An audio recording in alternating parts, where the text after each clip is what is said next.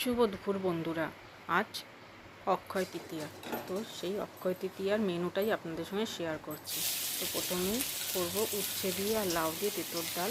তো লাউ আর মুগ ডালটা সেদ্ধ করে নিয়েছি। এবার তেলের মধ্যে তেজপাতা, শুকনো লঙ্কা ফোড়ন দিয়ে আদা বাটা দিলাম।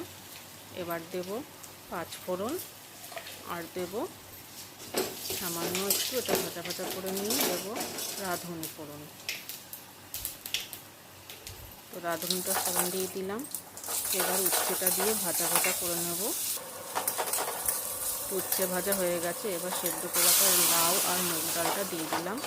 ভালো করে এবার একটু নেড়ে চেড়ে একটু গরম জল দিলাম। এবার পরিমাণ মতন হলুদের গুঁড়ো দেব।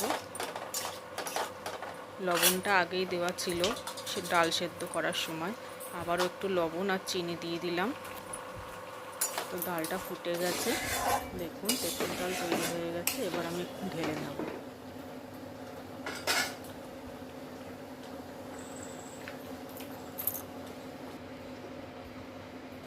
ঢেলে নিচ্ছি।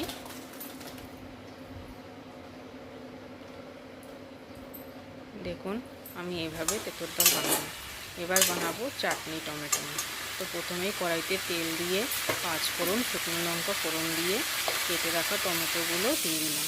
টমেটোর দানাগুলো আমি ফেলে দিয়েছি, আপনারা চাইলে রাখতে পারেন। এবার এর মধ্যে সামান্য লবণ আর হলুদের গুঁড়ো দিয়ে নাড়াচাড়া করে ঢেকে দিলাম। তো ঢাকা তুলে দেখবো ওটা নরম হয়েছে কিনা, একটু খুন্তি দিয়ে ঘেঁটে দেবো। এইভাবে ঘেঁটে ঘেঁটে দিলে তাড়াতাড়ি নরম হয়ে যায়। তো হয়ে গেছে। এবার পরিমাণ মতন চিনি দিয়ে দেবো। আপনারা যেরকম মিষ্টি খাবেন সেই রকম মিষ্টি দেবেন। তো আমি এতটাই দিলাম, যেহেতু আমাদের বেশি চিনি মিষ্টি কেউ খেতে চায় না, অল্প মিষ্টি খায় চাটনিতে। তো চাটনিটা হয়ে গেছে।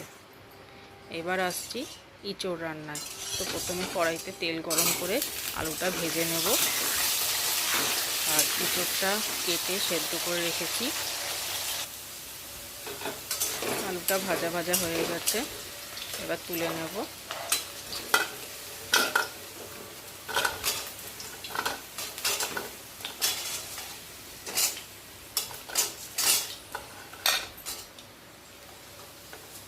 আলুগুলো তুলে নিলাম। এবার এই তেলের মধ্যে সেদ্ধ করে রাখা ইঁচড়টা ভেজে নেব। এই যে সেদ্ধ করে রেখেছিলাম, জল ঝরিয়ে রেখে দিয়েছি। এবার ভালো করে একটু ভাজা ভাজা করে নেব। তো ভাজা ভাজা হয়ে গেছে। এবার এর মধ্যে আদা আর কাঁচা লঙ্কা, টমেটো আর গোটা জিরে পেস্ট করে রেখেছি, তো সেই মশলাটা দিয়ে দিচ্ছি। আমি নিরামিষই করছি। আর এখানে পরিমাণ মতন হলুদের গুঁড়ো আর লবণ দিয়ে ভালো করে কষিয়ে নেব। সঙ্গে ভেজে রাখা আলুটাও দিয়ে দিয়েছি। তো ভালো করে কষিয়ে নিয়েছি, দেখুন। এবার পরিমাণ মতো একটু চিনি দিলাম, দিয়ে গরম জল দিয়ে ঢাকা দিয়ে দেবো। ভালো করে আবার কষিয়ে নিচ্ছি। কষানো হয়ে গেছে। একটু মশলা ধোয়া জল দিয়ে দিলাম। আর এবার গরম জল দিয়ে ভালো করে নেড়ে চেড়ে ঢাকা দিয়ে দেবো।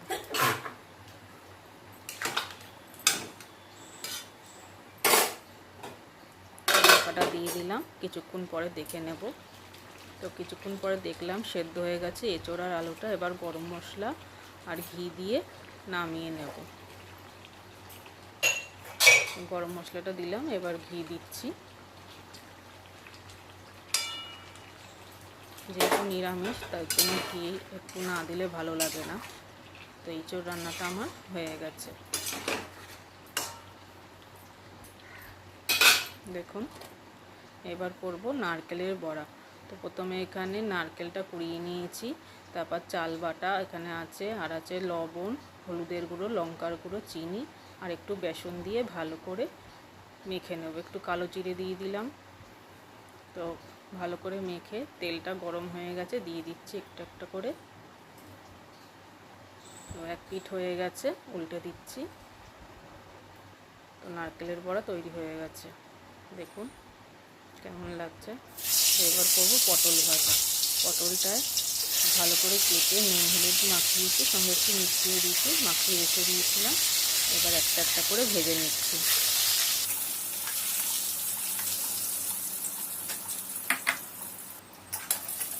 তো আজকে রেসিপিটা কেমন লাগলো ভিডিওতে কমেন্ট করে জানাবেন, সাবস্ক্রাইব করে পাশে থাকবেন, একটা লাইক করবেন। দেখুন পটল ভাজা হয়ে গেছে। তো অক্ষয় তৃতীয়ার শুভেচ্ছা সবাইকে জানাই। সবাই ভালো থাকুন, সুস্থ থাকুন। দেখা হবে নেক্সট ভিডিওতে। ধন্যবাদ।